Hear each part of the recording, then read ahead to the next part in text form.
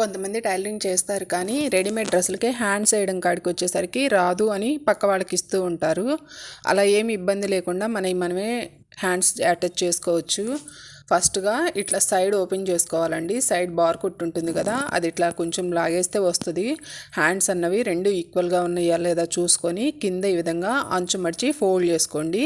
2 hands అలాగే fold చేసుకోవాలి. Fold చేసుకున్న తర్వాత హ్యాండ్ మిడిల్లోకి చూసుకొని డాట్ అన్నది మార్కింగ్ చేసుకోండి. మార్కింగ్ చేసుకుంటే మీకు ఈజీగా ఉంటుంది. ఒక పక్క ఎక్కువ పక్క తక్కువ రాకుండా ఇదిగోండి ఈ విధంగా సెంటర్లో డాట్ పెట్టుకొని హ్యాండ్ చంక భాగం షోల్డర్ ఉంటుంది కదా, షోల్డర్ని మనం పెట్టుకున్న డాట్ దగ్గర ఇట్లా పట్టుకొని చెక్ చేసుకోండి. అటు ఇటు సరిపోతుందా లేదా, ఎక్కువైందా తక్కువైందా. నాకు ఇక్కడ కరెక్ట్గా వచ్చింది కాబట్టి నేను అటాచ్ చేస్తున్నాను.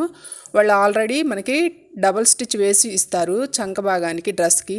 ఆ డబల్ స్టిచ్లోనే మనం కూడా డబల్ స్టిచ్ వేసాము అంటే అసలు హ్యాండ్ అటాచ్ చేసినట్టు కనిపించదు. చాలా అంటే చాలా నీట్గా వస్తుంది.